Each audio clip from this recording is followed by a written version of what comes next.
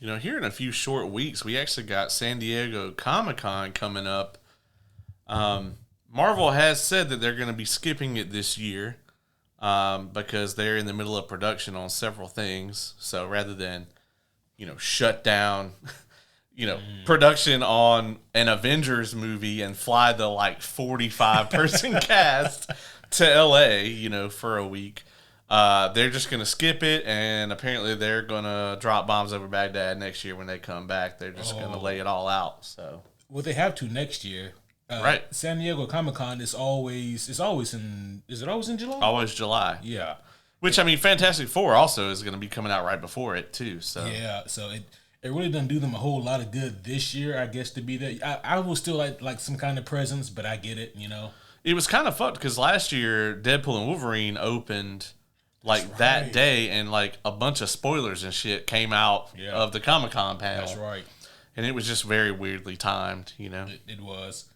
But I know the back half of next year is supposed to be pretty big for Marvel, right? Because we're getting Spider-Man 4, right? Brand new day sometime. Yeah. There's obviously Doomsday, right? Yep. And I feel like I'm forgetting something. Well, Born Again in season 2 is coming in winter. Yeah, that's in right. January.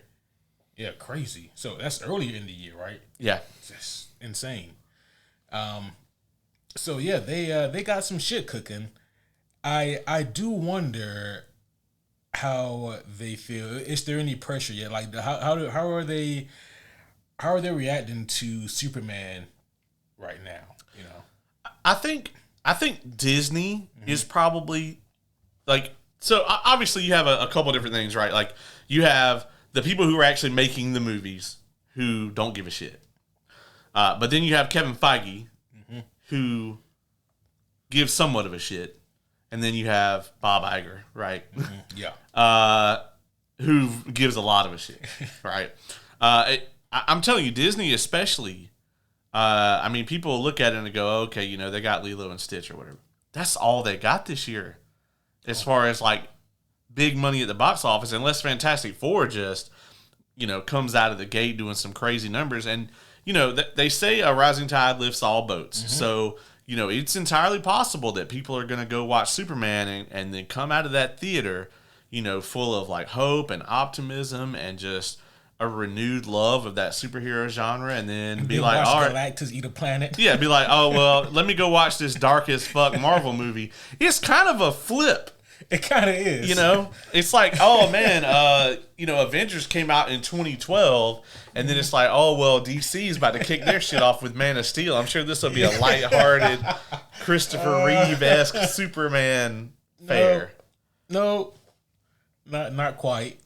Not quite. Let's talk about it, man, because, obviously we got to get to our subject matter here tonight, but, I don't think we're going to talk for 2 hours on that.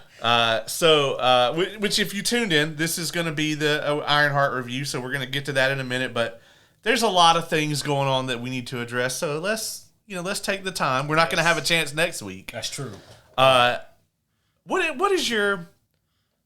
What's your estimate on the opening weekend for Fantastic Four? How do you think it's going to do? I'll be honest, man.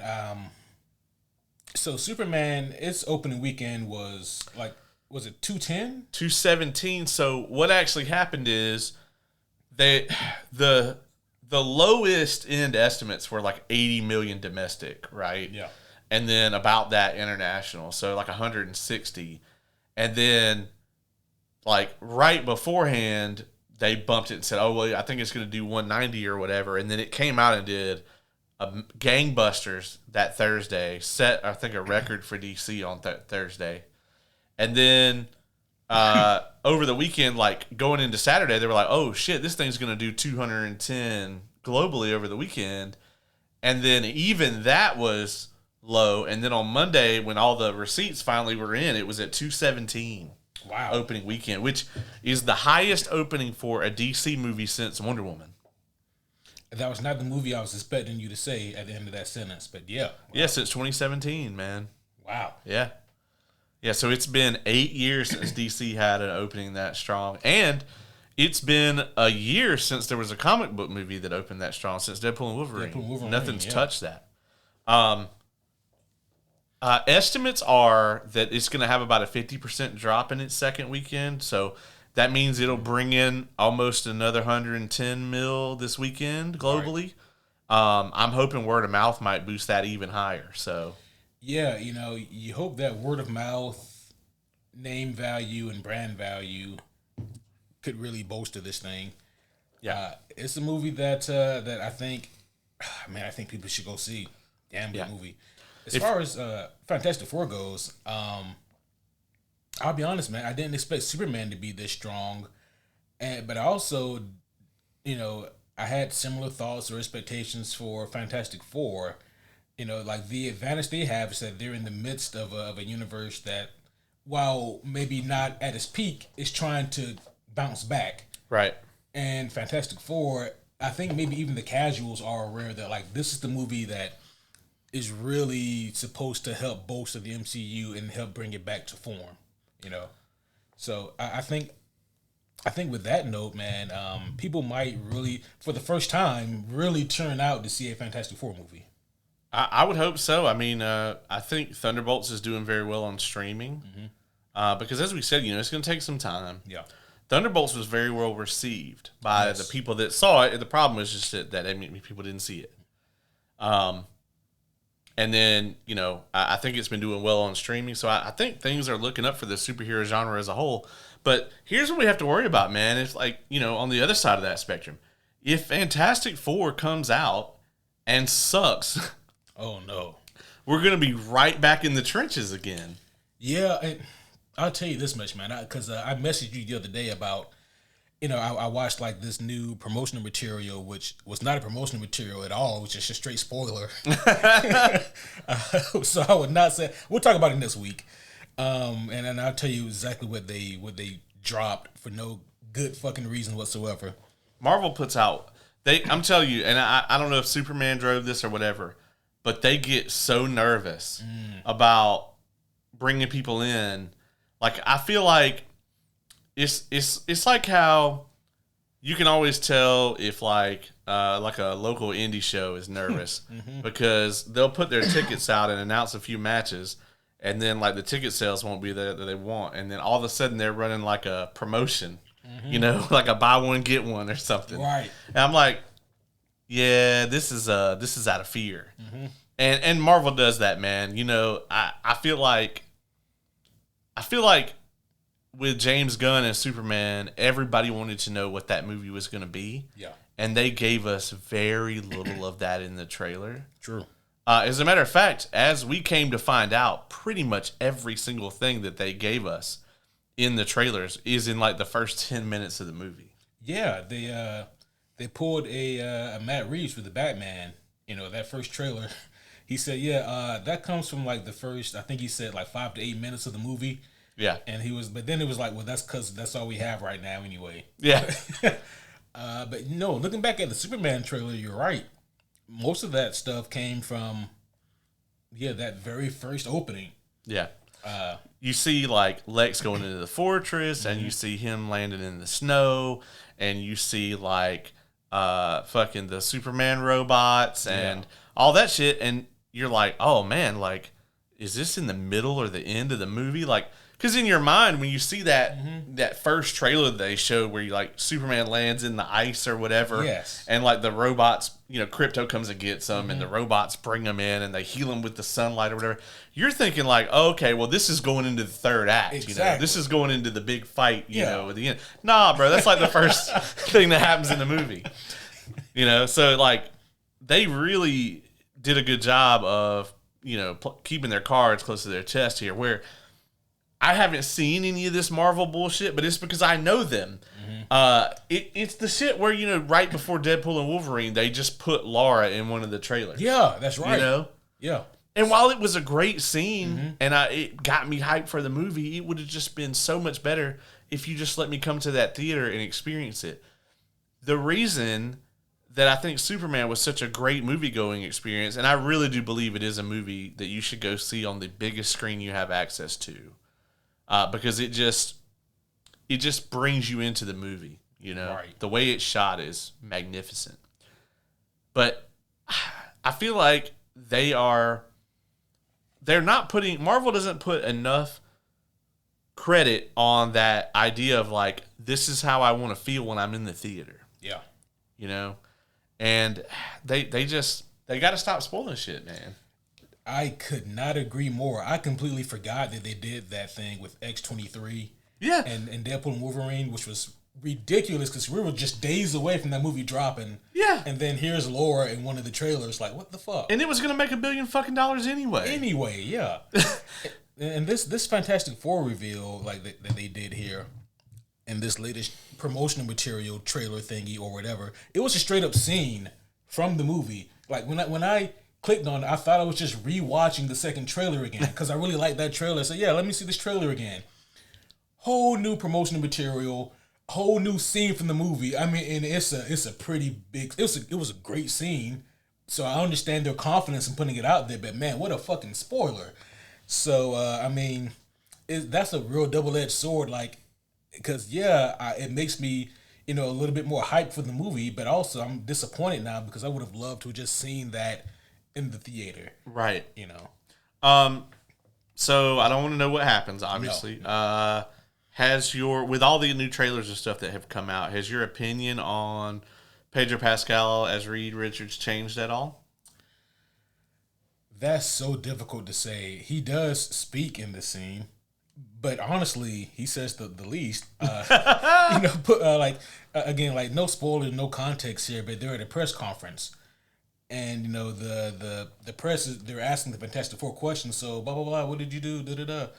And Reed is just kind of standing there at first, trying to gather his thoughts, and then like it's the other members that are speaking, and then finally Reed says something. I'm still not sure what to make of his Reed Richards. That's not to say that I don't have faith in him. I think that he'll do, just fine, bare minimum. But he hasn't shown me anything yet in these trailers that has me feeling like, oh man, yes, that is the embodiment of Reed Richards that I want to see. Right. So, I don't know. And I guess that does have me a little concerned because, like, I don't have that fear for the other members of the Fantastic Four. Right. I agree. For me, it actually probably is him and Ben.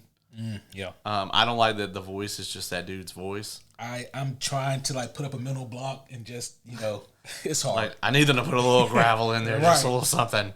Because when he inevitably says it's clobbering time, it has to have that kind of cadence, Yeah. Yeah, it can't be fucking Clark Kent talking about, it's clobbering time. Yeah, it's clobbering time. No, it can't be that, It can't be, what's the clock from fucking the TVA or whatever, Miss Minutes? Oh, yeah, Miss Minutes. It's clobbering time. It's the clobbering time. Yeah. It's got to be that Ben Grimm, gravelly voice. It's clobbering time, Or CM Punk. Or it's clobbering time. They could just put his voice in the movie. Like it just goes from that guy's voice to CM Punk's and then back, and they never explain it at all. That would be quite epic. But just the scene that they showed, it just kind of brings back to like the circular question that people have had about the Fantastic Four movie, which is, how is this thing going to end for the people of this earth? I think not well.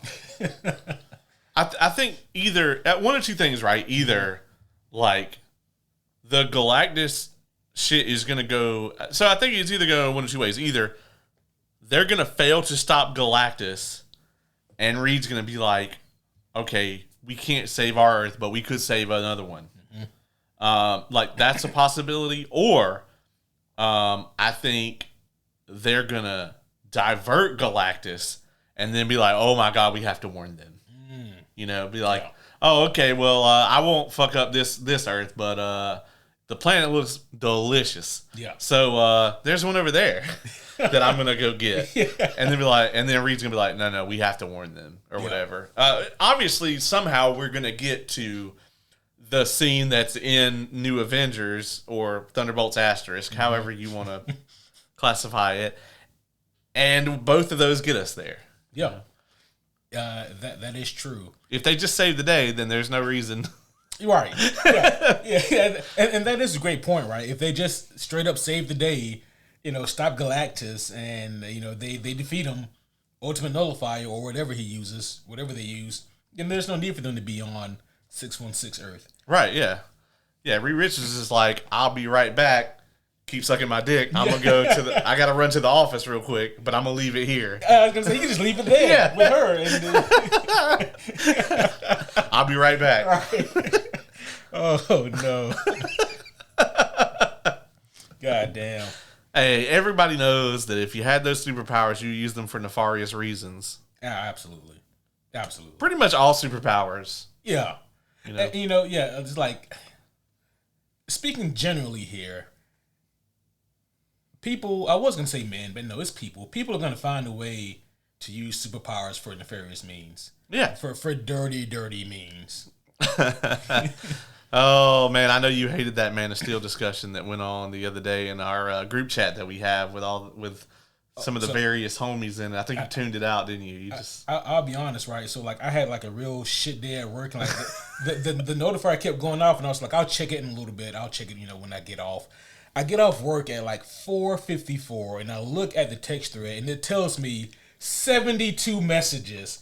And I was like, nope. If it's something I need to know, I will be filled in. So let me fill you in real quick. Mm-hmm. So Brendan actually, or no, it was me. Okay.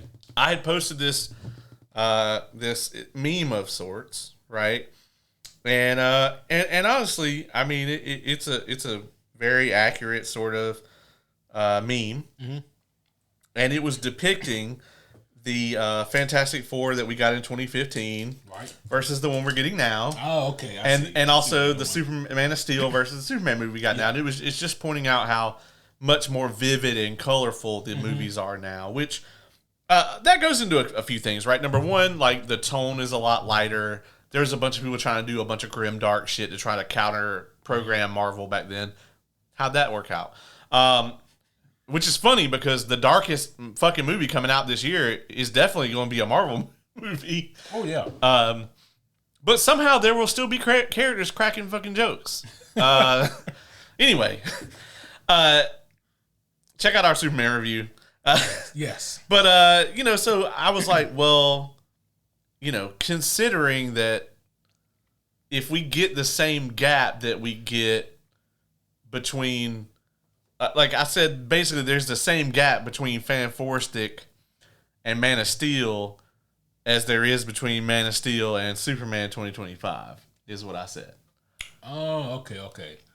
And Brendan, the homie Brendan, bless him, mm-hmm. He did not like. He took umbrage with that. So what I'm trying to say, it's not that you're saying that Man of Steel is as bad as Fan-Four-Stick. No, I'm saying just that the gap between. Yeah. Okay, I'm with you now. Yeah. So yeah, I'm basically saying that like if you got Fan-Four-Stick at a 3, mm-hmm. I'm not saying I put it there. Go watch our review. You can find out exactly where I put it. If you put in Fan-Four-Stick at a 3 and Man of Steel is at like a 6, then mm-hmm. Superman's at like a 9. That's all I'm saying.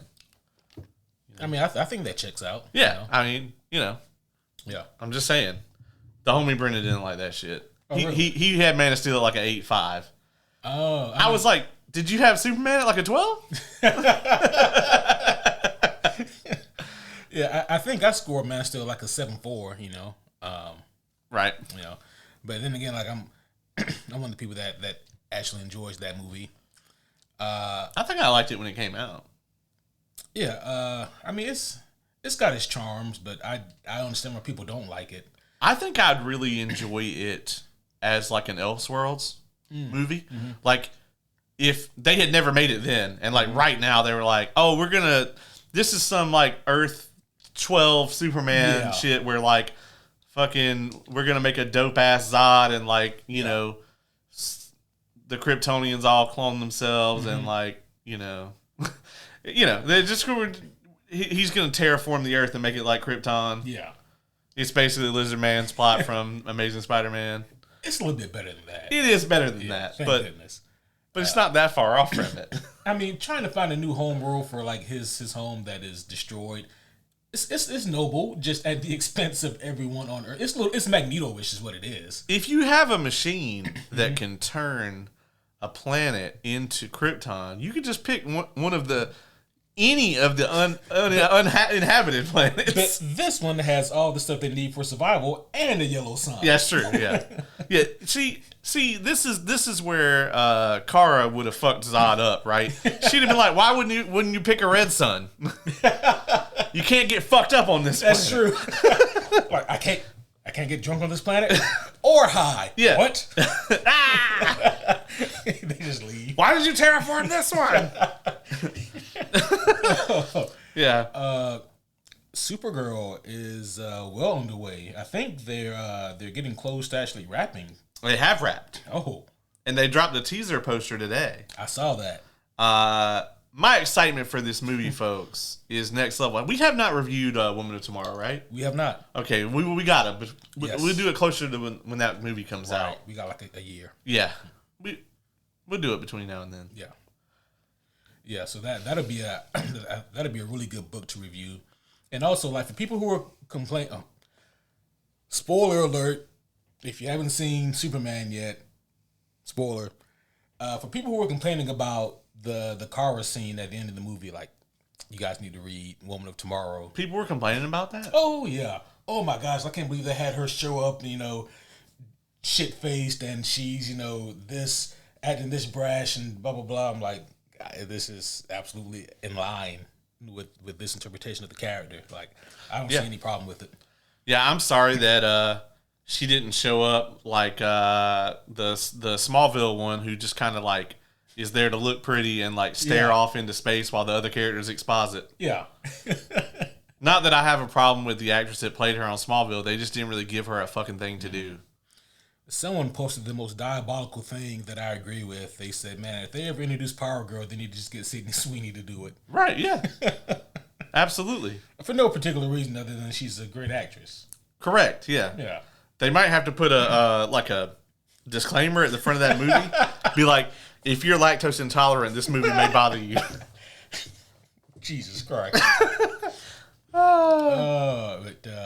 Yeah, so next year for DC, they got Woman of Tomorrow and Clayface. Yeah. I'm oddly excited for both of them.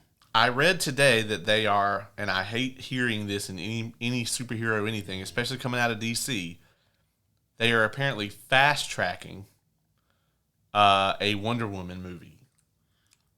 Really? Yeah. And I'm like, okay. I really don't want you guys to fast-track anything, to be honest. But yeah, the box office opening of Superman, I think, has David Zaslav and company. They're like ready to support the 10-year plan that James Gunn has. Mm-hmm. Real quick, I know we just turning this into goddamn Superman retrospective, but did you see the salaries? So I did. I don't remember the numbers, but I remember there was a pretty big discrepancy between Nicholas Hoult and like everyone else. Okay, so we're gonna start with Superman and Lois, who each got $750K. Okay. Now, you might balk at that in a second, but I will remind you that that is more than triple what Chris Hemsworth got for Thor, or what ScarJo was getting like several movies in to the MCU, because they were both making $200K. Actually, ScarJo, by the time we got to Avengers 1, she was the second highest paid actor. Yeah, but like in Iron Man 2 and all that shit, she didn't get paid that much. Yeah.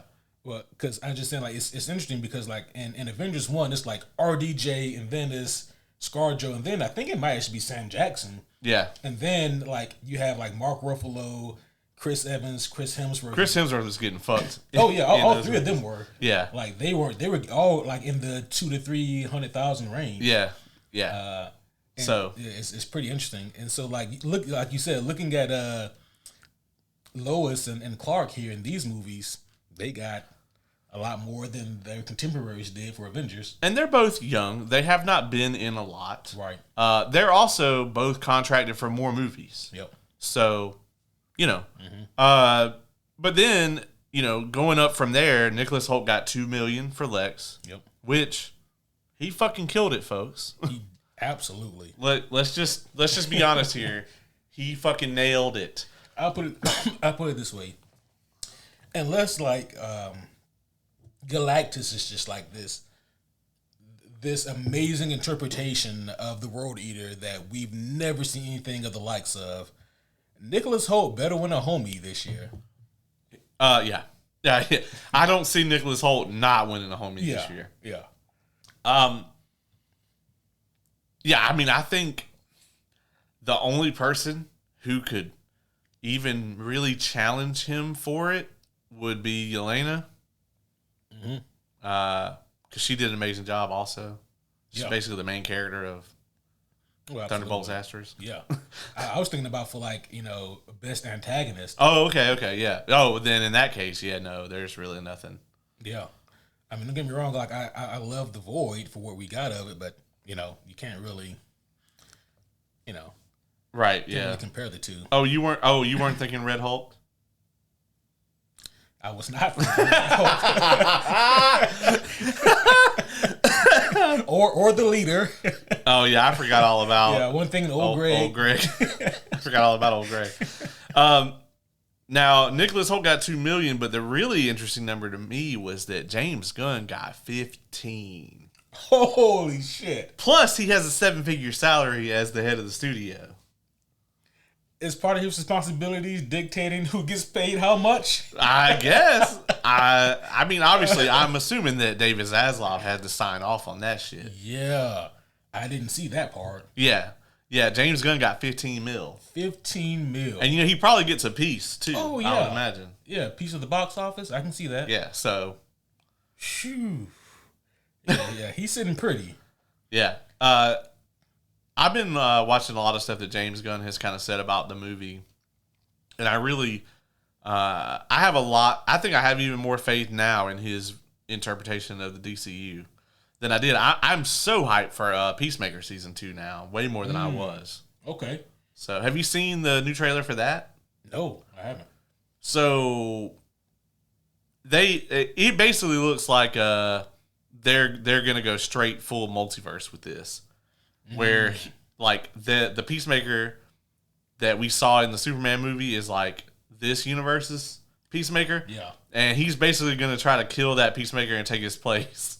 Oh, yeah. Oh shit. So that's a clever way to get out of like that finale. Yeah. Where like the Justice League shows up. Yeah, we'll see how it goes. Yeah. But like it's kind of cool that they're gonna do like a Deadpool-esque thing and kind of like, oh shit, we better get out of this DCEU. I hear it's getting canceled. Let's get out of here. I just wanted there to be a post-credit scene at the end of Peacemaker Season 2 where Superman's on a talk show, shit talking Peacemaker. Yes. That would make me so happy. Well, man, after 28 minutes, should we get into it? Now is a better time than ever. Yep. So, with that being said, homies, one and all, allow us to welcome you back to another very special episode of the Superhero Homies podcast. My name is Quentin, and as always, I am here with the world's greatest co-host. I'm talking about none other than the homie Caleb. What's going on, everybody? We are in full swing over here. We got Fantastic Four coming out next week. Just a couple weeks from now, we got Peacemaker Season 2. A couple weeks after that, we're going to be at Dragon Con. They are announcing new guests every day. They just recently announced Matthew Wood. If you don't know who that is, they've actually been working in Industrial Light and Magic for like 40 years. They're responsible for pretty much all the cool sounds and shit that you get in Star Wars, like all those iconic sounds. From Chewbacca to like the laser firing and all that shit. So hell yeah, very cool.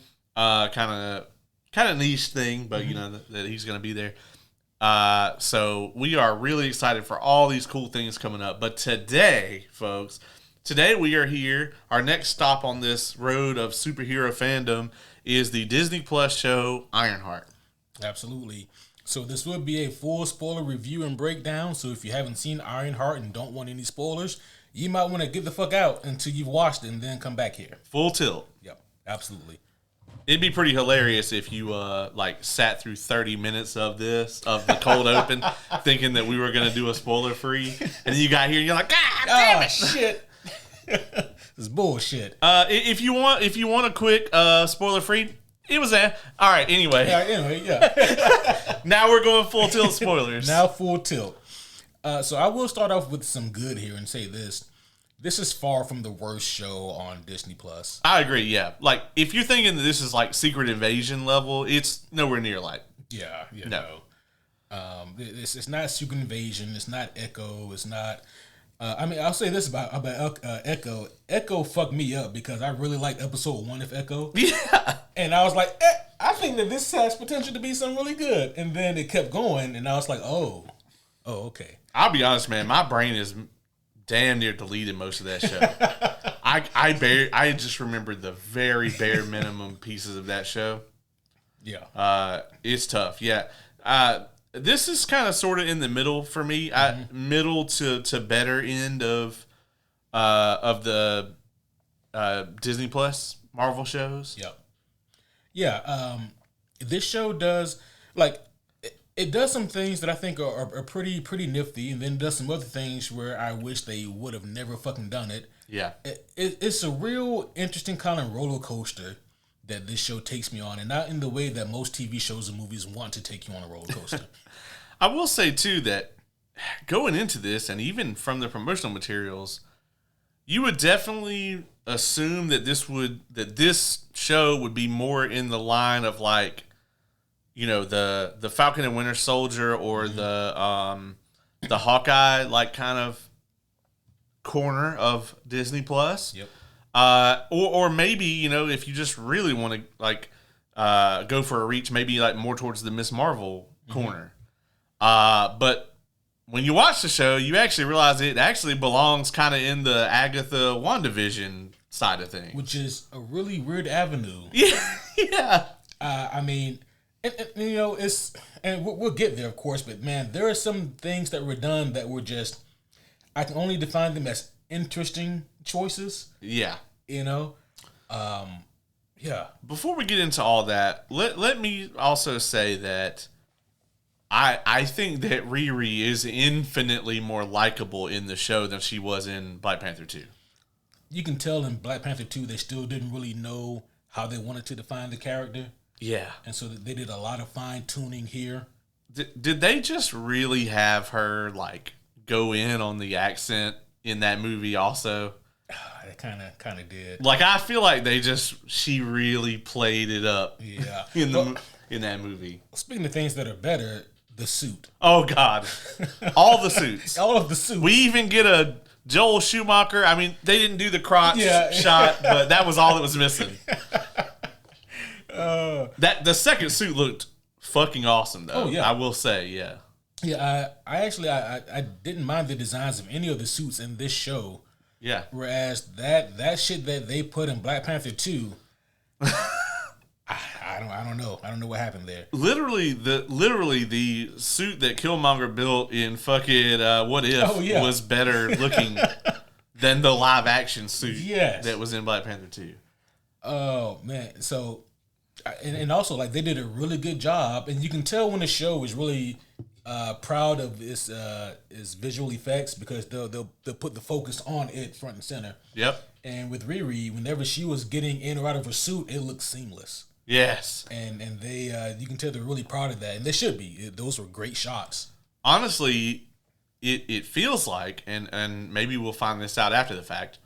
It feels like that the same people who were doing the Iron Man stuff are probably doing this because the way this is the only time that. And I mean, we haven't seen a ton of her, but, you know, the quality of, like, the Iron Man shots is there for the most part. There's even some stuff that they do with her suit that I dare say they've never even done with Tony's stuff. Agreed. You know, a lot of this, like, the CGI work is not the problem here. No, not at all. I'd say, I actually think every single problem I have with this show is actually a writing decision. Yeah. I'm with you on that, actually. Well...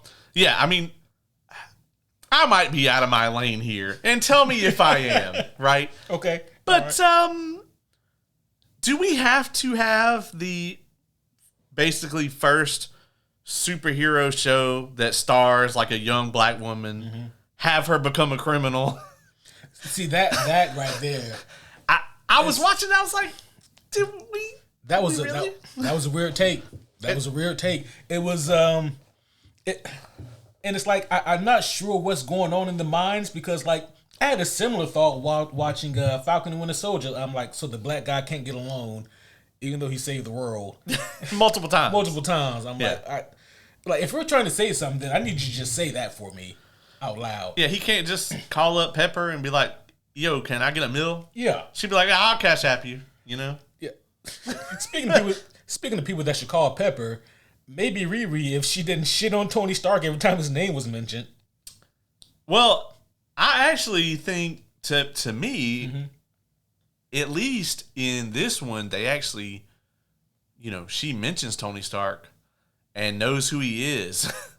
That's an improvement. That is definitely an improvement over before, where it's like, nah, I just built this suit. Nothing really gave me the inspiration to do so. I just, had the idea one day. Mm-hmm. Yeah, Tony. I never heard of him. Tony Stank. Yeah. Oh yeah, I know him. Yeah, but there is that aspect of it, right, where she just it's kind of back and forth. Mm-hmm. It's like she respects him, but also doesn't for other reasons. Yeah, yeah.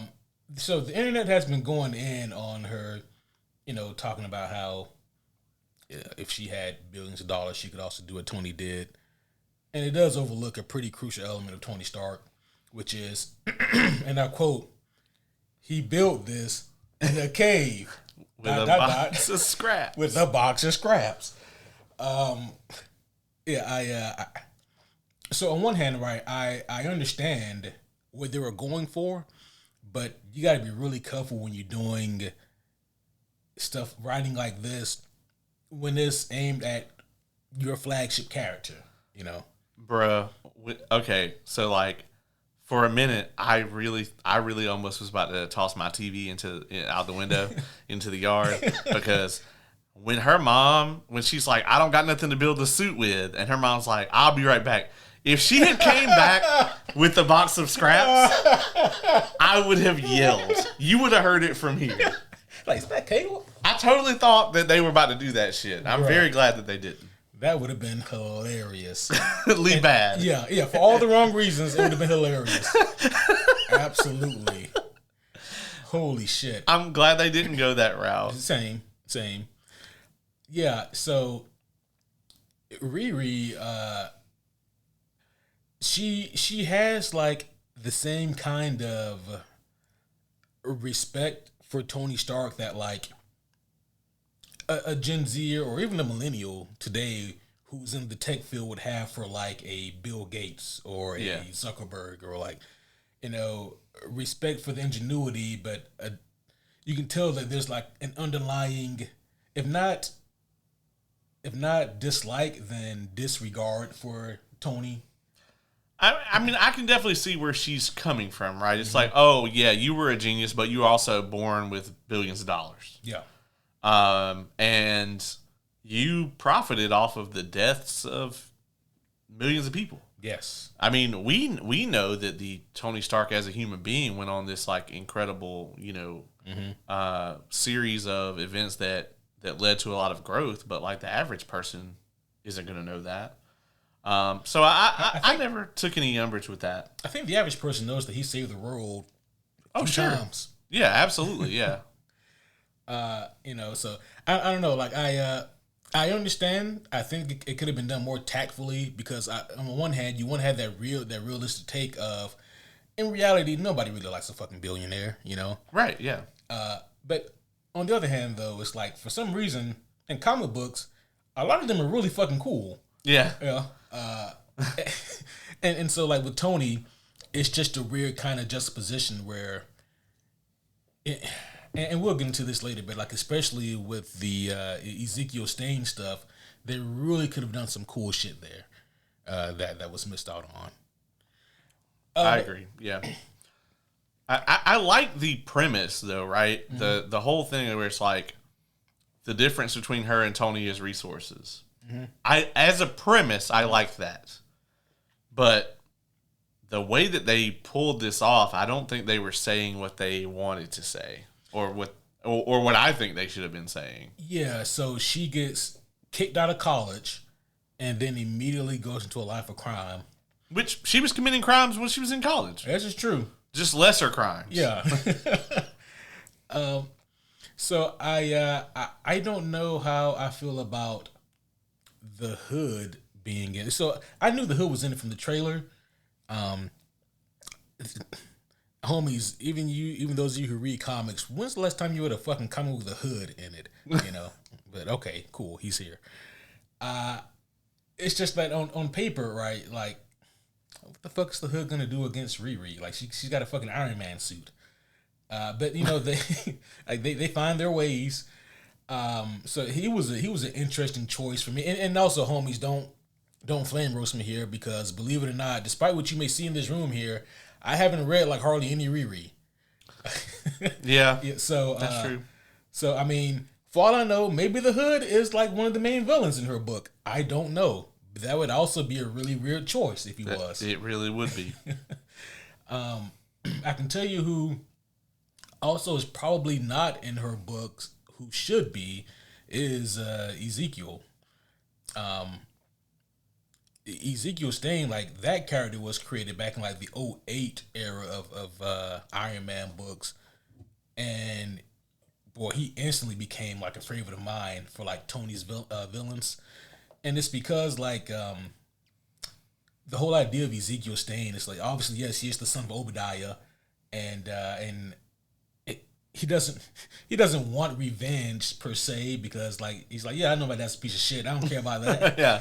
But he is a radicalist and like an extremist to like the utmost degree, and so everything that Tony stands for, Ezekiel is trying to undermine. He doesn't really care to kill Tony Stark. If it happens, great.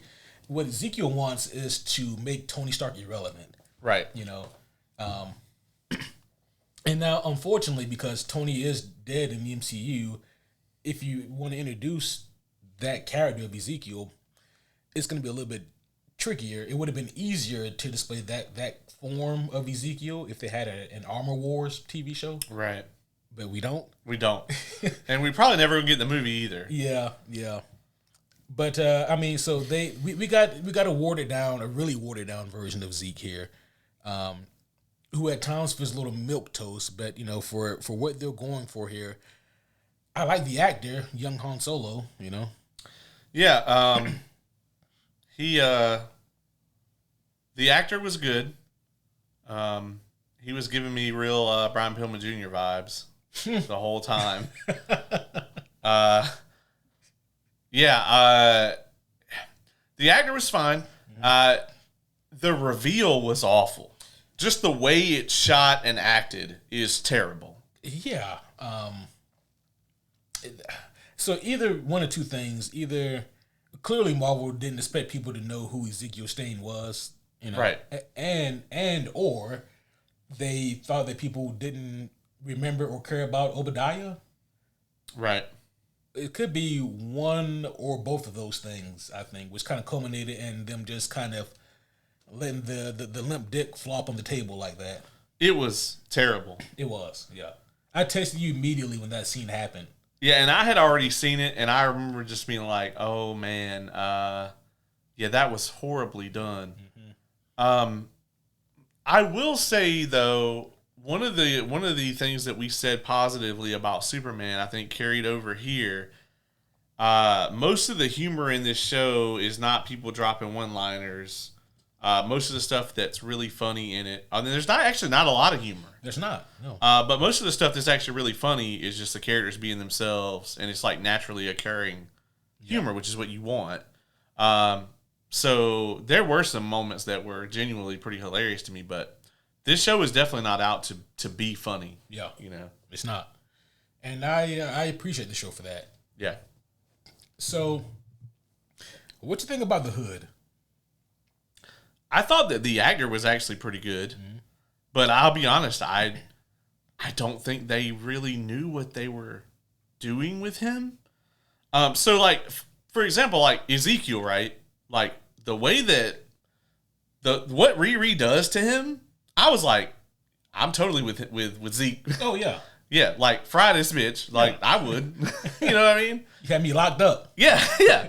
Yeah, you literally promised me this shit wasn't gonna gonna blow back on me, and then within 24 hours, I was like in jail. Yeah. Over some shit you did. Nah, but so you got that right, and then I mean, contrasting that with like the Hood, which that reveal just didn't really hit with me when they kind of reveal, his dad put him out at 12 or whatever. Yeah.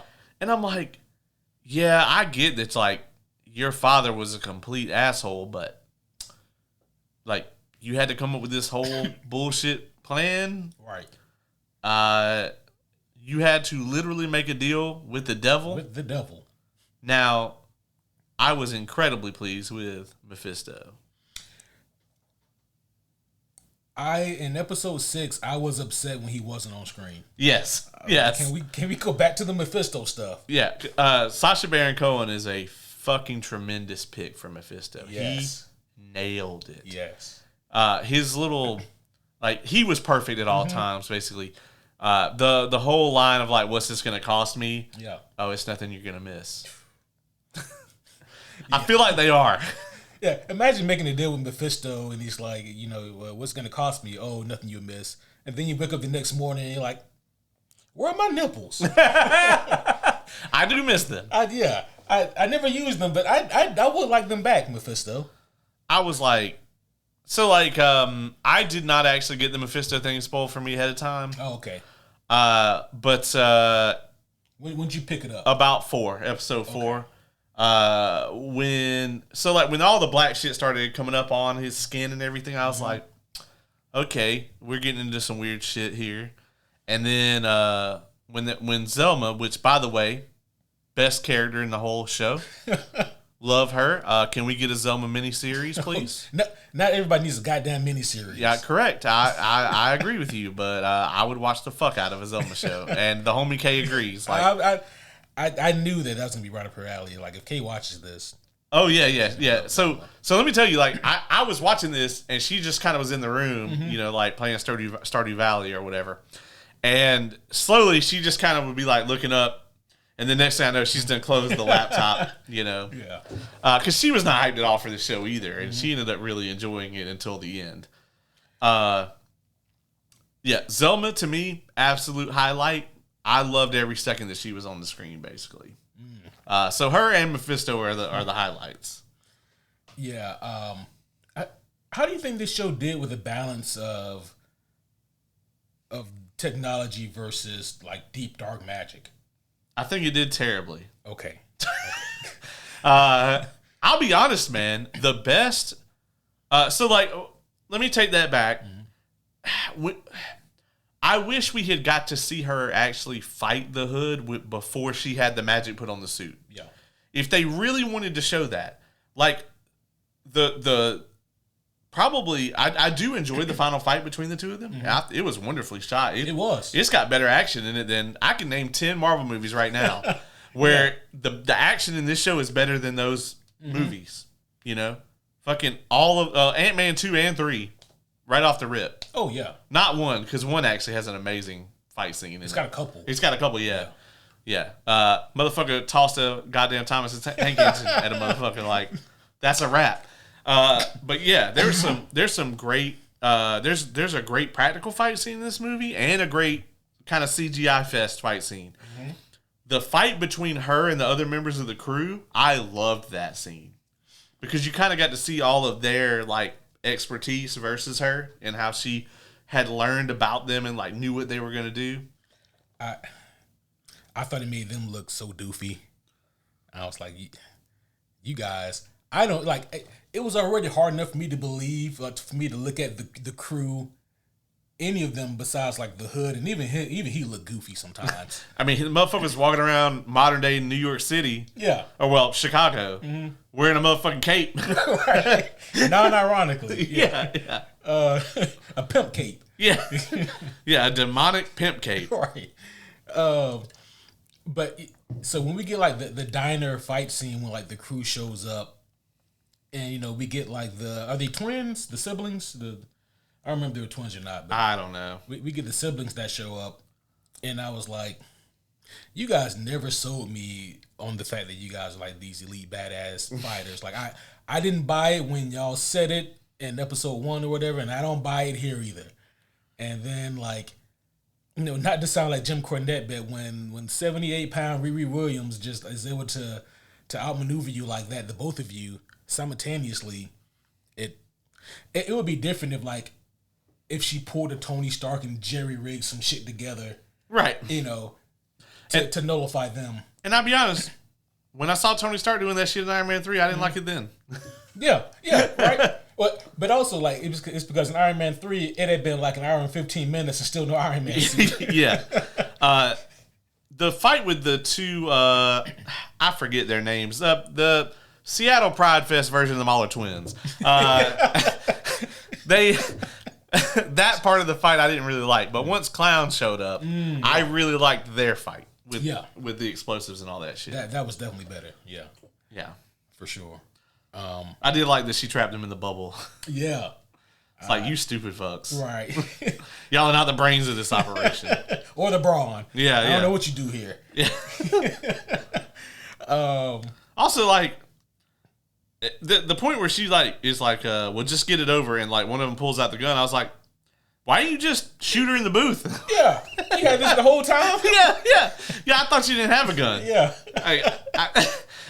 Like when y'all walked up and it was like her and Zelma in the booth, why didn't you just blap? Yeah. Now Zelma might have fucked you up, but that's the thing. Like Zelma absolutely could have. Like, yeah, when Riri was like, "Nah, I got this," I would have been like, "No steak." Right. I haven't read a whole lot with Zelma in it, and she is, I believe, in the Ironheart books. But I think the only time I read her was maybe in Strange Academy, which that just got an omnibus. People love Strange Academy. I knew it wasn't going to be Dormammu when they brought that out. So you knew that was a misdirect. Oh, absolutely, okay, yeah. Okay. I don't think the average people did, but I was like, if that's the reveal, they wouldn't do it now. That's true. Yeah. And also, like, that just seems even more, no pun intended, out of the realm of believability. Right. Because it's the equivalent of like Iron Man fighting Dormammu. Like it's a weird choice. Right. The Zeke stuff here. I have a question about this. I wasn't aware that Obadiah's body wasn't recovered from the crash. But we also see Zeke has obviously the remains in the bag. Well, I figured that they would have just been like, yeah, his body up. burnt up in the plane crash. Maybe, yeah. That was my guess. Yeah, I didn't know if it was some kind of cover up or what. But I just thought it was weird that Obadiah was still being revered as like, this upstanding person. Like, so no one dropped the dime that Obadiah was an asshole this whole time? No. I mean, because we knew they covered it up. Why? Why did they cover it up? Why would they cover up? Yeah, Obadiah being an asshole. I think why cover up that he was in the Ironmonger suit trying to kill Tony Stark? His suit malfunctioned. Tony won. Oba was making trying to make trade deals with the 10 Rings terrorist group. I think they didn't want to tank the stock. I mean, probably. Because back then they were still worried about that shit. Yeah. But with race stocks, like the fucking owner and CEO being like, "Hey, I have like the greatest weapon on the globe right now." Anywho, I was curious about that. But they did say in the movie, like at the end, there's like a clip on the news or whatever where they talk about him being killed in like a plane crash or whatever. Yeah. So I assume they were just like, well, we put out that cover up. We might as well not go back and be like, hey guys, we really lied. So what happened? Yeah. And how much of that does Zeke know then? It seemed to me like Zeke knew everything. Yeah. So you think Nick Fury was just like, man, look, your dad fucked up. Your dad was a real asshole. Let me break it down for you. Yeah. I do like the actor for Zeke, and I am glad that they sort of like fixed him or whatever. at the end of the show. So, man, he's just the character that has none of the resolve of what I wanted from Zeke in the comics. Because Zeke is just one of the characters where like the powers are cool, yeah, but that's not what really makes him that interesting. Yeah, is just his tenacity as a person. He's all over the place in this show. Like, when you first meet him, he's this like quiet, reserved dude who like won't stand up for himself. And then the next episode, he's strong arming Riri into helping him. And then the next episode, he's like, "Yeah, man, if anybody discovered that I had this fucking tech, they're gonna put me away for life. But you know what? I know I just met you last week. Yeah, you can borrow some." Yeah. And then the next episode, he's like, "Oh, Riri Williams, I motherfucking hate you." And then then he's like, "Please help." Yeah, he's a very reactionary character. Yeah, in the show, he's very plot devicey. Yeah, and I'll be honest, if you take him out of the show completely, you just have like a 4-episode show, and it doesn't really change anything. That is true. It's kind of true. Like, I like that they introduced him here, but if you're gonna bring him in, do something with him. Yeah. No, I'm with you on that. Let's talk about the Natalie AI here. Yeah, this is interesting, and this is something that Marvel has done a few times. They actually did something similar in Falcon and Winter Soldier. What I'm talking about is when they introduce like a concept that is either controversial or deep, and they don't know where to go with it, so they don't. Yeah. They did that here. You know, in Falcon and Winter Soldier, it was with the Elijah Bradley stuff. Right. And you know, Sam was like, "Damn, man, that's crazy." Anyway, I gotta go be Captain America. Yeah, I gotta go put on the Stars and Stripes. Yeah. And here, this is kind of a similar thing where I can see both sides of this argument here with Natalie. And at least they introduced the idea that this can be problematic, you know. But at the end of the day, the only thing that kind of saves that for me is Riri makes what can be determined as a selfish decision when she makes the deal with Mephisto. She makes a lot of selfish ass decisions in this show. And that one, I mean, I don't know that I would call that decision selfish. I think it's stupid. I don't know if that decision is selfish though, because you know, she does kind of clarify with him, and this goes down to whether you can fucking believe Mephisto or not.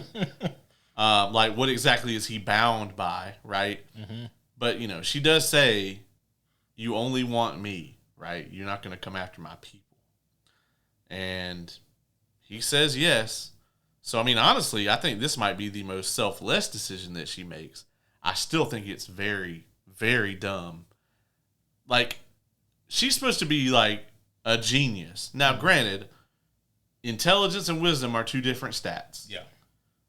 Like if you were to, I don't know, be targeted by a super terrorist and then put your address out on the news. We didn't like that shit either. Nope. To me, I mean, I didn't really look at this decision as selfish. I actually thought it was rather selfless to an extent. If it's like, okay, well, I'm going to suffer some shit in the future because for you to bring my friend back, right? But on that same note, man, there's no telling what the fuck he's going to use her for. Yeah. And it's dumb. It's very dumb. It's just plain dumb. And I guess I found it selfish because she brought her friend back not just because, or not even, but primarily because her friend has his whole life to live. It's because she misses her friend and she can't deal with the grief. Yeah. And I mean, like, that's just something that you're gonna have to try to work through, you know, as much as it sucks. I did really love, like, so when this show was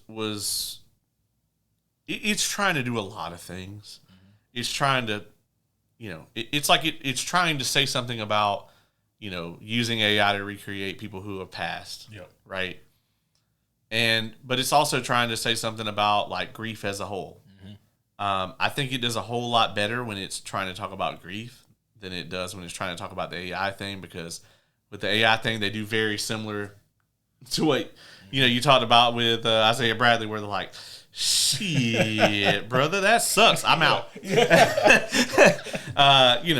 And they kind of just brush over this, where she ends up getting deleted or whatever. And they have that really good scene with, what's his name? The kind of love interest dude, right? Yeah. Yeah, I forget his name. Searching. Yep. Xavier, yeah. And he was just like, yo, you got to fucking delete this thing. Like, Now, was that his sister? I was trying to figure out the tie there. It could have been his sister. Either way, they were super close. Yeah. But I felt, it felt to me like that was his sister. But if not, then like they were that close. Yeah. Yeah. And it is really interesting, like, the way that like Riri handles the grief or doesn't, and like versus like the way her mom handles it. Yeah. Whereas you kind of feel like, her mom is in a bad spot, but her mom is also like working through it. Mostly alone, because Riri is definitely not interested in doing that. Right. So, and it is an important topic, right? Because I mean, especially like right now, I mean, you can get an AI to resemble anybody that you want. Yeah. You can put your deceased family member in a picture with you using AI. Yeah. Like it's very creepy, man. Like, yeah. I mean, just being frank about it, it's very creepy. And I mean, folks, we are in the opening kind of stages of it. I mean, granted, like AI type stuff has been going on for a while. But I mean, I think where we are right now is really in the opening stages of where we're going to see it sort of creep into our lives more. So, I mean, yeah, you already probably like me are sick of every app you use. Fucking Amazon has a goddamn AI thing at the bottom. Right. When you try to open up your Photos app on your phone, it's like, do you want to search with the AI? Yeah. It's everywhere. And I mean, it's going to be just like when like the ability to download music popped up, where it's like, oh, well, here's Napster. I can go here and download some songs. That's crazy. I used to have to go to the store and buy a CD. Yeah. Think about how many places you can stream music from now. Oh my gosh. Where can't you stream music from? Right. Exactly. I wonder how many episodes of the Superhero Homies do we have to feed to ChatGPT or any of these other AI software programs until it can just replicate an episode? How many episodes do you have to input into one of these programs and just be like, go ahead and give us our Fantastic Four review? When I get home, I'm absolutely going to see if I can get my AI model that I have at home to like write a script for an episode of this show. Oh my gosh. I will share my findings with you guys. Because I do have a local AI model that I train at the house. Oh, that's amazing. Yeah. It's not allowed to get on the internet. Oh, I've seen Age of Ultron. I was going to say, you've seen Ultron. Yeah. Yeah. Oh. Let's talk more about this Mephisto stuff, because I'll be honest, man, like that was kind of like my driving force there at the end of the show. I mean, obviously, they have a plan for this sort of magical side of the MCU, and I think ultimately that's going to culminate in like a Wanda or Agatha or whoever versus Mephisto, right? I'll be honest. If we don't see Mephisto with Doctor Strange and Peter Parker, Marvel's missed the boat. Oh, I think we will. Yeah, and honestly, I really want to see him with Matt Murdock. Oh, yeah, that'd be fun too. Yeah, yeah. So, bring him into Born Again. Yeah, yeah. Tempt Matt to bring Foggy back to life. Oh my God! Do you think he would do it? I don't know. Like, I mean, I could see it go either way. Yeah. Right? Yeah. But they kind of can't now, right? Like, I feel like if Riri had told him to fuck off, then, like, Matt could do it. But, like, now that Riri didn't do that, I think Matt would have to. Were you surprised that Riri didn't tell Mephisto to fuck off? Yes and no. Like, don't get me wrong. It's not like she made this choice out of nowhere, right? Mm-hmm. Like, it's been super obvious that she's grieving for this person that was, like, everything to her for the whole show. So, like, I don't think that, like, you know, this wasn't some crazy out of left field character decision. I mean, I actually think the writing for all the Natalie Gary stuff is actually really good. Yeah. This must have been what Ryan Coogler contributed. Because I swear to God, like, once again, I just feel like these days with Marvel, it's like, if our show has black people in it, we got to say Ryan Coogler was involved. Like, they have to stamp it at the top. And I'm just like, how does Ryan Coogler not have a problem with this concept? You know what I mean? If you want to give him, like, okay, like, he's in charge of, like, the Wakanda stuff, that's fine, but this takes place in Chicago. But, and also, like, for those of you who have seen Ryan Coogler's movies, like, almost all of them, with the exception of, like, Fruitvale Station and Sinners, you're gonna get a scene from Compton. Right, you know? And there's none of that here. So therefore, Ryan Coogler could not have done this show.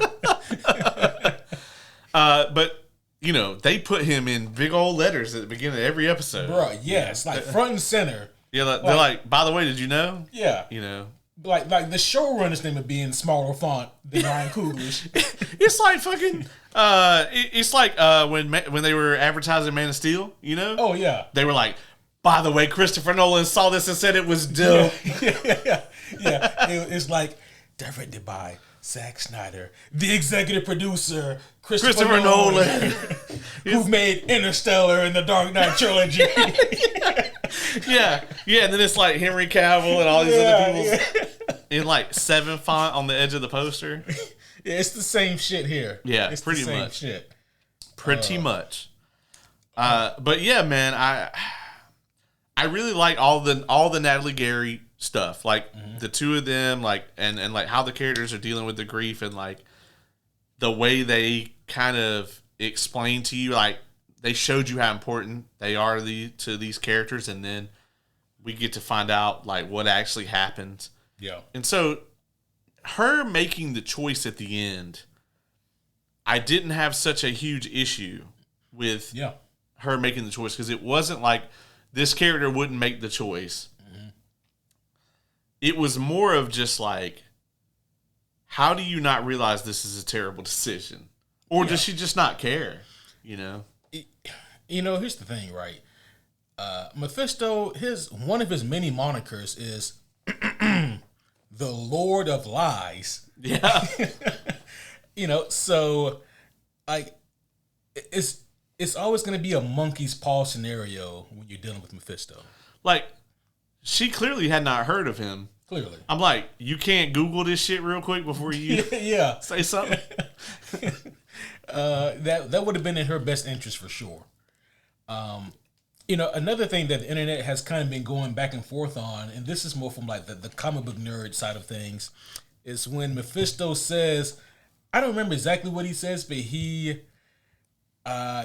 basically says that Dormammu ain't shit compared to him. Yeah, and I was like, and people were like, and so like, you know, my thing of it is again, Mephisto is the Lord of Lies. Yeah, also, he would think that. Yeah, he would think that. He would definitely say that if Dormammu ain't in the room. Yeah. And also, like, I will, it's always tricky, right? But if you are in Mephisto's realm, then Mephisto will damn near always have the advantage, you know? Right. If you go to Dormammu's dark dimension, then yeah, you're going to be fucked. Yeah. You know? Yeah. On neutral ground, Mephisto's power comes mostly from manipulation. He has a lot of just straight out abstract power, sure, but his whole thing is manipulation and deal making. Whereas Dormammu is a fucking sorcerer, dark, evil entity sorcerer. You know, Doctor Strange had an Infinity Stone and still got killed like yes. 50 times. Yes. Absolutely. His KDR was shit. Right. It's really the equivalent of like trying to farm something from a boss. Yeah. You know, and just reloading over and over again. Exactly. I want to see Mephisto damn near everywhere. And I know that's not healthy for the MCU, but we've been waiting for him since WandaVision. Yeah. 5 years. And I'll be honest, like I am really happy with like the character himself. Like I like that they introduced him here. My question is like, do they have plans for Riri? Like, where does this character go from here? I don't know. I mean, I can't see them doing a season 2 of this show.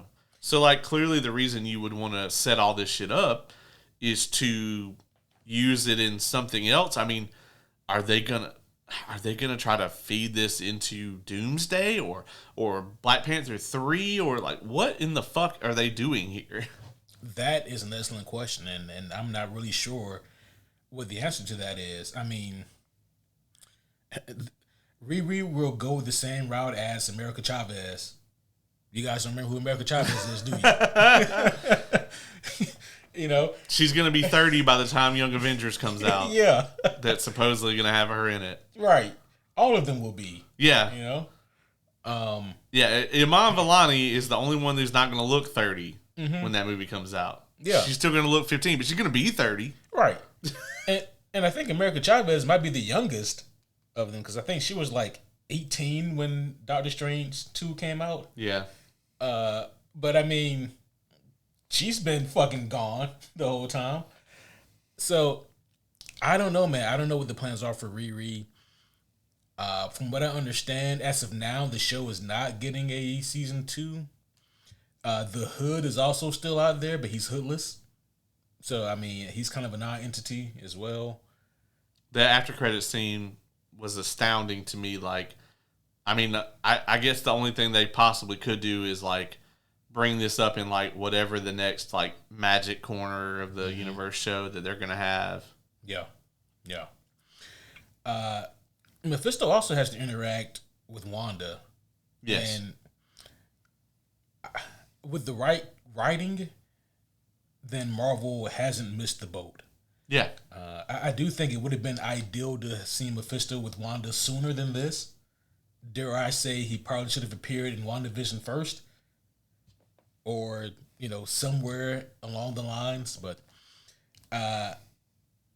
you know, he's got to make the deal with Wanda. I know you want your children back. Right. You know. I mean, and I just think that would have been the perfect leeway to get the Wanda we got in Multiverse of Madness. She already got one of them. Yeah. Yeah. I mean, but technically Wanda, she's MIA. I won't say she's dead. She's MIA right now. Yeah. You know, so it would be interesting if she did die in Multiverse of Madness and Mephisto has her soul. Yeah. And maybe, who knows, maybe her children are trying to retrieve her soul. Maybe they, flip the script. I would be interested in that. Yeah, for sure.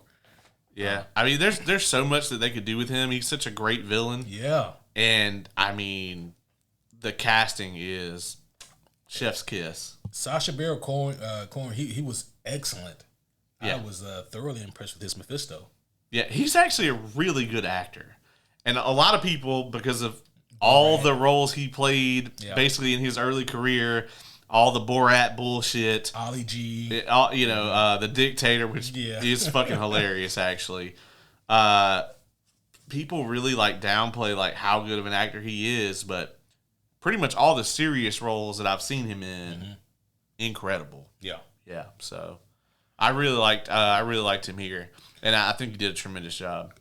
I think we're also overlooking like an obvious person who has to show up at some point now. Like Mephisto is such a pivotal character, especially for the darker corners of Marvel. We got to get Ghost Rider at some point, right? Yeah, you know. Yeah, we absolutely have to. Yeah. I'll be honest, man. I want more Zelma, but I really don't want more Hood. Like, if they're a package deal, that's a hard sell for me. He don't even got the Hood anymore. Right. Also, I waited 6 motherfucking episodes for Shuri to show up, and it never happened. Anger. She's busy doing Black Panther stuff. I totally thought when the after credit scene happened, I was like, oh, okay, here we go. here we go. And then I was like, oh, Zelma's here. Cool. Also, can you just say on Marvel TV you want Thor's hammer? I guess that's okay. Yeah, I guess so. Yeah. All right, you know. Yeah. I guess you can. Yeah. I mean, fucking, what's her name? The one that had Howard the Duck's egg. No. Darcy? Darcy, yeah. Yeah, she did it. Oh, wow, yeah. She did a lot. Before she took that Howard the Dick. The Howard the Dick. He hit her with that fucking corkscrew. And laid that egg. Yeah. God damn it. Oh, she shouldn't be alive for that bird. She was like, Daisy Duck ain't got shit on me. Oh. Weird shit happening in the MCU, folks. Absolutely, man. Like, they went off the rails and what if. Holy shit. We just thought the first season was like what if. No, the third season is really what if. Yeah. Like, what if we just let, like, Dan Harmon and Justin Roiland write a season of what if while they were high off their asses. High as shit. Yeah. Oh, boy. I don't even think Justin Roiland would have been like, let's have an episode where Darcy hooks up and lays an egg from Howard the Duck. That whole episode feels like somebody's sick fantasy. Yeah. It really does. Oh. I gotta say, man, so like, I think episodes 3 and 5 of this show feel stellar. Like, coming out, so like, when you said you had just finished 2, you were like, man, I don't know what the fuck's going on here. And I was like, all right. I didn't say this, but I was like, give it an episode. Like, episode 3 was dope. And then what was episode 3? That the heist? That's where they actually do the big heist and everything. And that's where she ends up leaving the fake skin behind and everything. And like, all of that stuff was really cool. The fight between her and John is his name, cousin John. And like, hit her leaving him in there to suffocate and all that shit. Like, all that whole episode was really good. It was really well shot and well done. And then episode 4 felt like a damn near beach episode where, like, okay, all this shit happened and then now we got to just have all this come down, you know, popcorn episode, which I feel like a fucking hour long of that is not necessary. In a 6-episode season. Right, yeah. And then episode 5, that's where we got the fight in the diner and the fight with Zeke and everything. And then, of course, the finale. Right. And I think the finale, you know, is good because of Mephisto, basically, and the fight. That it's got a good action scene in it. Yeah. But, like, episodes 3 and 5, the way that they're done, I feel like those are really good episodes of television. I don't know what they were necessarily doing in some of the others. And I also feel like the plot of this show, towards the end, they just really didn't know what to do with it. It's kind of all over the place. Yeah, by the time you get to the end of the show, it doesn't feel like it's really that much about Riri finding her identity as Ironheart. Right. It feels like it's more about reconciling grief, but put a pin in that because Riri took the wrong path, you know, and she made the deal. And so in that regard, it almost feels like it's more about setting up Mephisto. Yeah. You know? Yeah, they basically turned this into like a Mephisto origin show, which is really weird because usually with these shows or these movies, when you're making it about like the titular character, you know, going into it, when you come out of the other side of that, you want them to be like a big thing. And here, I mean, it's like she says in the diner fight, you know, and they're like, it's going to be an interesting headline tomorrow. She's like, my death won't make the news. Which that was a dope line, by the way, for her to drop there. Yeah. But I still feel like it wouldn't make the news. Yeah. And that's the sad truth of it all. Yeah. That suit that she made, that she had in episode 1, would that be hers or would it belong to MIT? I think it technically belonged to MIT. I figured as much. Because they came after her for stealing it pretty much. Yeah. Yeah, because I think that most of the funding probably came from them, right? From Tony Stark, actually. No. Oh shit. Because remember in Civil War, Oh, that's right. he's at MIT and he's like funds all their projects or whatever. That's right. So yeah, she actually built that suit off of that grant. Well, that makes it even more awkward. Yeah. Right. What else in this show happened? Oh yeah. So I was loosely familiar with the Hood, right? Like, I remember when he came out, and it was kind of like a big to do when he first dropped, and his origin. I like what they did here in the show with him making the deal with Mephisto. That's not how it happened in the comics. In the comics, he just steals like a pair of demonic boots and a cape that gives him abilities. But here, having him make this deal with Mephisto, I thought was cool, and I like the whole scene actually. Yeah, he's running from the cops, and then there's this guy who comes up out of nowhere and feeds him delicious pizza. Yeah, I would have took the deal too. Yeah, he's like, you can stay here and get arrested, or you can come with me. Yeah, I'd have been like, this food was dope, man, but yeah, I really just can't. Yeah, I do think at some points his character does kind of descend into kind of mustache twirling. He was one note for me the whole way through. Yeah. Even when they tried to explain like why he did all this shit, I'm like, he still comes across as an asshole, even in the flashbacks. Yeah. This dude doesn't seem like he was a good guy who just fell in with Mephisto or whatever. He seemed like he was an asshole, and Mephisto knew it and capitalized on it. Yeah, took advantage of it. And I think that's something else that we can kind of take note on of Mephisto. Like he takes advantage of people who are grieving and people who are already assholes. Yeah, they're the easy to manipulate. Yeah, and especially here where we see that scene, and I love this scene where he like calls out to Mephisto and Mephisto answers, and he's just like, you gave me all this and it's not enough. I want more or whatever, and he's just like, well. Sucks to be you, dog. I told you I would give it to you. I didn't say it was going to be enough. Right. And like, I'm 100% with Mephisto in that scene. I was like, tell this little bitch how it is. Oh, yeah, because he said he wanted to be. And like Mephisto's manipulation tactics, you can tell he's been doing this for a while, Oh, yeah. They're at the diner scene, or like, Mephisto likes to eat. I also realized that too. Likes to indulge. Real Raphael vibes. Yeah, he likes his pizza. Yeah. Yeah. But when he's there with the Hood, he's like, so just tell me what you want. Like, what is it that you want? And the Hood's like, well, I don't really know what I want. And Mephisto's like, all right, man, look, I'm out. Yeah. I ain't got time for this. Yeah. He's like, wait. I want to be, what's he say? Disgusting, filthy, greasy rich. But so specific. Yeah. Yeah, this motherfucker, these people ain't never watched Supernatural at all. Right. You gotta be very specific with these terms. Yeah. Yeah, you might want to get a lawyer, actually. Yeah. Go get Matt Murdock to draw you up. And he's gonna be like, don't make a deal with this person. Yeah. Absolutely.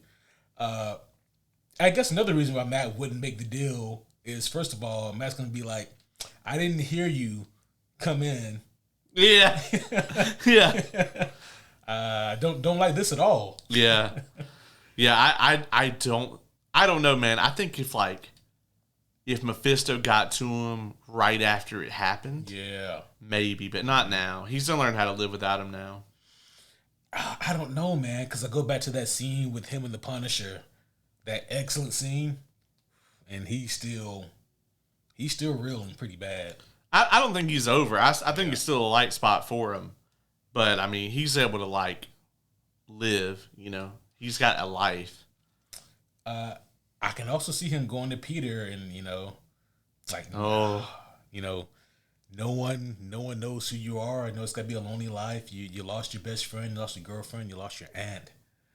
I can see him. What if they pull a reverse One More Day and, but Peter doesn't have anything to sacrifice at this point. That's kind of the only thing. He can't sacrifice Aunt May for MJ or MJ for Aunt May. He don't have either. Yeah, that's true. So, yeah, I don't know. But, I mean, this version of Mephisto seems to be playing like the long game, where, he'll give you something now and then let it build and then reap his reward later. So Yeah, I mean, I could absolutely like if they put him in Brand New Day, that would be incredible. yes. And holy shit, if he gets a hold of Frank Castle. Oh, oh man. I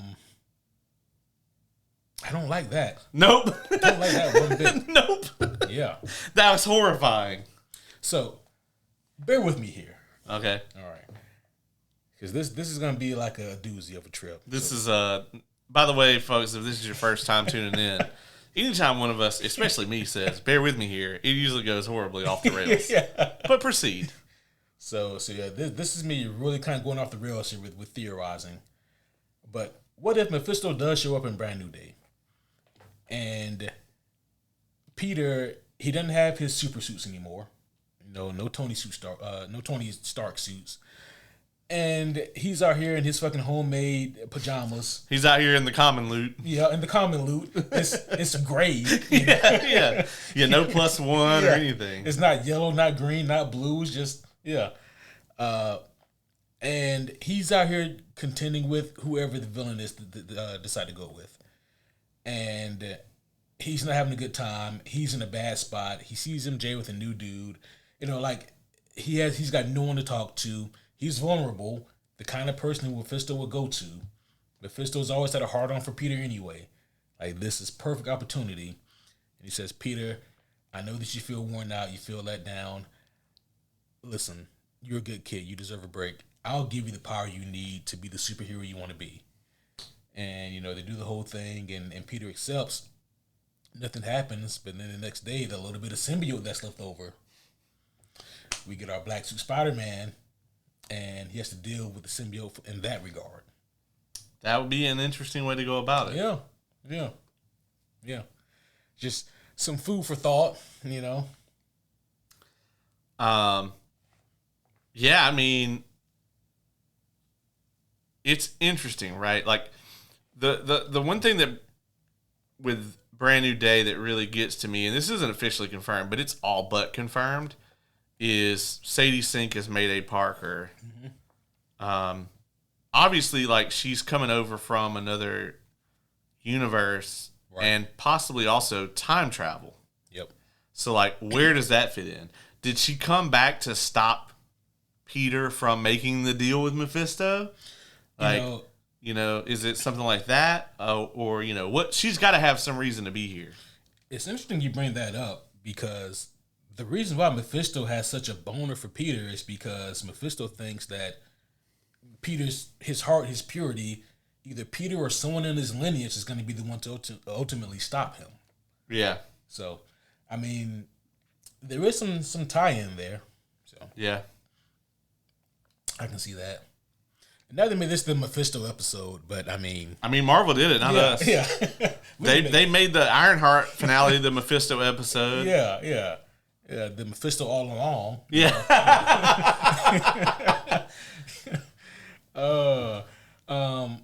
Also, man, Ringo made a deal with Mephisto. Yeah. Yep. Yeah, that shit was hilarious. Yep. So did Shakespeare, apparently. And Shakespeare. Yep. And the entire Forbes 100 list, which I was like, yeah, that tracks. That tracks. That absolutely tracks. Yeah, and I feel bad, right? Because, like, I should be saying and thinking, man, I can't wait to see what happens next with Ironheart, but instead I'm like, man, I can't see what happens next with Mephisto. Do you think that they're just gonna write Riri off here, or like? I mean, obviously, we want to see what's going to happen with her. Yeah. I mean, I am interested. Mm-hmm. I'm intrigued. I like to see what happens next. I give a shit way more about her than I did. Oh, yeah. Infinitely so. Oh, yeah.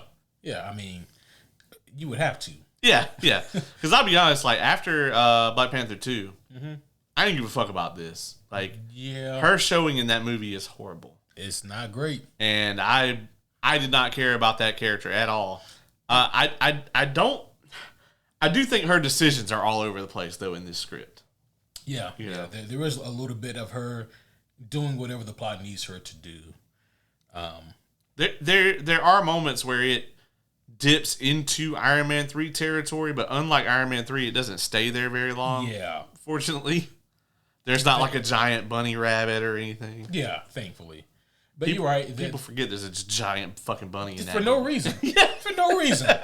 I thought for sure like there was going to be something in that rabbit that's going to come into play. No. He had like a fucking mech suit inside of it. It was just going to bust out. Right. Like the Rabbitron 9000 or something. None of that. There are some similarities though between this show and Iron Man 3. Like some of the themes, like the themes of grief and anxiety, the panic attacks, there are some similarities there. Her fucking first AI, Clippy. Yeah. Oh, you should have known from that point, Riri, that you weren't gonna make it home. Yeah, because everybody immediately thought of Clippy. Yeah. I was like, oh no. Yeah. I'm surprised she made it that far. Clippy fucking sucked, folks. Oh, absolutely. If you don't know Clippy, be grateful. You'd just be like trying to copy and paste some shit, and Clippy would be like, "Do you want to make a table?" And it didn't matter what you said. If you said yeah, Clippy would fuck your table up. And if you said no, Clippy would just come back in a few seconds with some other bullshit. Yeah.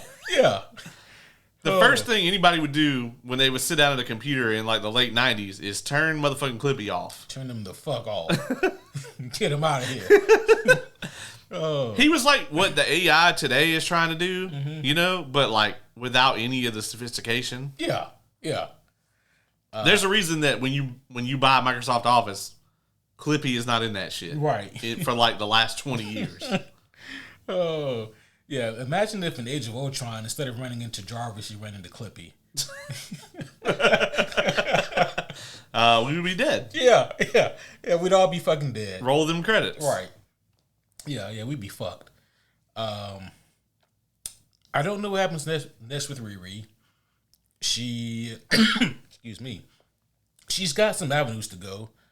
Obviously, her friend is alive again. It's like we have to see some kind of culmination of all of her decisions. And ultimately, we have to see her kind of learn from some of these mistakes that she's made. And, like the decision she makes to bring Natalie back to life at the expense of who knows what, that's got to come home to roost, and we have to see that. Yep. I don't know what that means. I don't know what that looks like, but I want to see it. Yeah, I really want to see what happens here, especially with that angle. Yeah. I don't need to see the hood. Nope. I'm good. We need some more Zelma, though. I'm fine with that. Yep. You know what they need to do, man? That actress fine, too. Dog, yeah. I mentioned this earlier. Strange Academy is a really popular Marvel book right now, and this is exactly what it sounds like. It takes you through Doctor Strange's school, basically, and like all the different curriculums and all the different classes, and they're actually really specific, oddly specific. And you get to see some of the sorcerers, like Magic. She teaches a class there. I think Doctor Strange does actually pop in and teach particular classes. Who else teaches there? I forget who all teaches there. Dr. Voodoo teaches there as well. I think he teaches like the Voodoo class or the Necromancy class. But anyways, like they have enough magic users in Marvel now. Or like if they want to do something like that, they could. Yeah, absolutely. Yeah.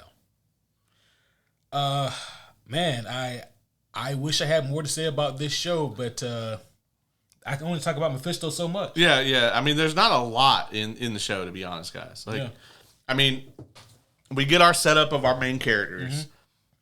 There's a lot of like Riri and the crew stuff. As a matter of fact, the first 3 episodes is basically that. And then we go into we get more on Zeke. We get more on her family and like life back in Chicago and everything. And then from there, I mean, we're already kind of barreling towards the finale. It's only a 6-episode show. Yeah. I do wish that with Riri getting the magic on her suit, it felt kind of rushed. Yeah. And I don't know. It felt like that needed more time to build up and breathe. And like you said, I agree with you. She should have tried to fight the hood without the magic first. Yeah. So we could really see like the dire needs for it. Also, the Hood has vague powers, and we hate that shit. We hate that, absolutely. And yeah, his powers are super vague. The bullet redirection stuff was cool. Yeah. But explain the way the shit works to me, please. Right. Yeah, well, it's like he said himself. It's magic. It's magic. Magic. You want to score this thing? Yeah, man. Let's go ahead and score this thing. Get out. My turn or your turn? So I think I went first on Superman. You did. I wanted to say it was your turn, but I know it's mine. Yeah. I'll make Oz or Dylan go first on Fantastic. Dylan, because he's actually always wanted to go first. Yeah, that'd be good for him. It'll hopefully be a good movie. All right, so the Ironheart TV show, like we said earlier, is far from the worst thing that Marvel has done. The show actually has some really good qualities to it. There are a lot of things about the show that I enjoyed, actually. I thought that some of the action on it was really good.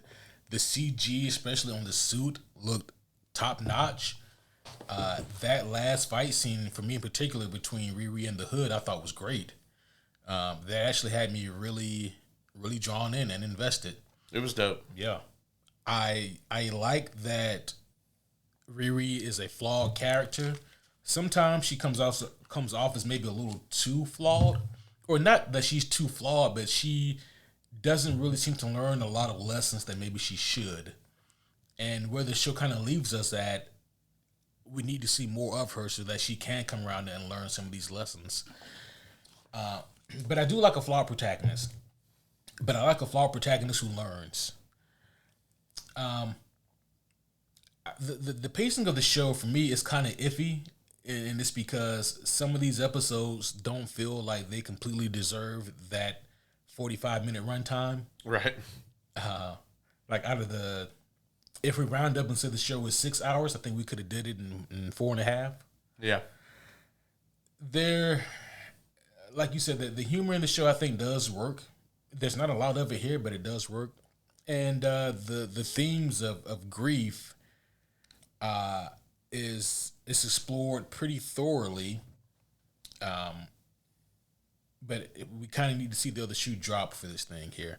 Mephisto was excellent. I absolutely loved the Mephisto, and I knew Mephisto was in it. But even still, seeing the build up and getting the reveal was really, really cool for me. I mean, is this show great? No. Will I go back and rewatch it anytime soon? Probably not, man. But yeah, this show, I think if you guys are fans of the MCU to any regard and you want something to kind of watch and, just turn your brain off and have, a decent time with it, this show will do it. I'm going to give Ironheart actually a 6.6 out of 10. Okay. I enjoyed the show. I definitely didn't come out of it going, oh, I wasted my time here. I definitely went into it going, fuck, I got to just devote 6 hours to my... Like, I went into it with the mindset of, I'm about to yeet 6 hours into the abyss, right? And I was pleasantly surprised that I was entertained the whole time. This show, to me, never really finds its identity. And I also don't really know what the purpose or the goal was. Because you would think the purpose or the goal would be to make Riri Williams, a.k.a. Ironheart, like a household name. And oddly enough, I mean, watching this show, you come out of it feeling like where she ends up at the end of this show is more of an afterthought to what is her deal with Mephisto and what is he going to do next. So it's really interesting in that regard. And also, I'm with you. I would have liked to have seen like maybe the Natalie reveal at the end at the 4.5 mark, and then we have another 2 episodes after that or so. Yeah, or at least like one episode. Mm-hmm. And honestly, for them to take me from oh god I don't want to watch this to I actually wanted more at the end. I mean, I gotta applaud them for that. I think it looks good. I think it's shot super well. The production value is there. I don't want to know how much this fucking show cost. There's no way they're making that money back off of it just with the streaming. So I don't know. I mean, it'll be interesting to see, like, with a lot of Phase 4 and 5 with Marvel, it's like either I don't enjoy this, or it's like, oh, I do enjoy this, but what the fuck are they going to do with it? America Chavez fans, this is for you. Or, if you wanted to see what Kit Harington's character was going to do. Gosh. Forgot about him. You forget Kit Harington was in there? Or so was Blade. Yeah, and Thanos' brother. Yeah. It sounds like we're making this up. We're not. We're not. Yeah, this is just all these like random dangling threads that like Marvel just has spun up with absolutely no intention of following up on them. So is Riri Williams the latest victim of that trend? I really hope Mephisto isn't. All that being said, man, I thought that was very elegantly put. I'm actually going to give this a 7.2 out of 10. And there you have it, folks. Do they ever call her Ironheart in this show? No, but they find a cool way to put it at the beginning of every episode. I actually did enjoy that nice little touch. I think at the end it should have just been stamped Ironhead because she is called that. Yeah, when they said that, I was like, well, that's not what I thought of. Yeah. Immediately, it's like, hey, girl, let me get some of that Ironhead. It's an Ironhead, girl. Oh, no. I was like, yeah, that was a poor choice. Yeah, we could have got that a different way. Yeah. It was almost as bad as Fortnite with the Fantastic Four skins. Like, y'all probably should have shopped that better. I didn't even know that was a thing. Yeah. That's wow. Yeah, I was like, maybe y'all should have workshopped that. You probably should have. The Fantastic Four skin. Oh, no. Yeah. Yeah, they really should have thought that shit through. Yeah. They should have workshopped that one some more. Yeah. At least say it out loud. Yeah. Did nobody in the room actually like say it out loud before they put that shit out? We got these Fantastic Four skins ready. You got what? Say again? Yeah, we got one for Ben, Johnny, Reed, and Sue. Yeah. It's like 3 of those make sense. I'm still horrified, but yeah, I don't want to know what Ben's looks like. no. I mean, that's actually probably just the chillest of all of them. That's true. It's just Reed's is horrifying. Just some rocks. Wow. Reed's is actually Doctor Strange's cape. Jesus Christ.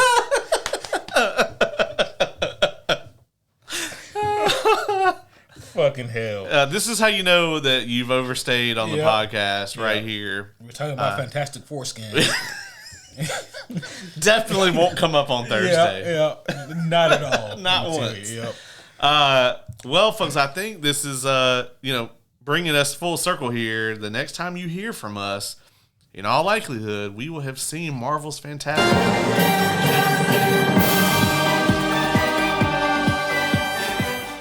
You heard it here. Gotta get all the use out of this button while we have it. That's right, because after next week we're gonna replace it with something else. Yeah, something else. Yeah. Probably Nicholas Hoult. Yeah, see if I can find the A1. A1. Yeah, A1. Yeah. That'd be great. But yeah, guys, that's gonna be all for this, and hopefully you guys enjoyed this review of Ironheart. We are pleasantly surprised. We didn't do like an X-Men 97. It wasn't that, We didn't do a whole episode about how it's going to absolutely suck and then come out here praising it for 2 hours. So. Yeah. But we were both pleasantly surprised with what we got from Ironheart. So, we'll see what happens next with her and Mephisto and the whole crew and everything. We'll see what happens. We didn't mention that shit. We should be getting 97 season 2 next year. Oh, yeah, that's right. Yeah. One more thing that bothered me about Ironheart, or that I was confused, was Gary ever allowed to leave the garage? Yeah. All Gary scenes are in the garage. Like, he just lived and worked there. He lived and worked there, absolutely. Yeah. All right. Well, poor Gary, rest in peace to Sleepy Gary. But that's going to be all for this and homies. We are so looking forward to the next time that we see you guys when we discuss Fantastic Four First Steps. That's going to be an amazing episode, so please remember to come back and check that out. But as always, I need to go ahead and do this more often. If you haven't done all your socials, your likes and your subscribes and your hearts and your comments, all that stuff helps us out a lot. That's going to be all for now, though. But we'll see you guys again very soon. But until next time, my name is Superhero Homie Q. I'm superhero homie Caleb.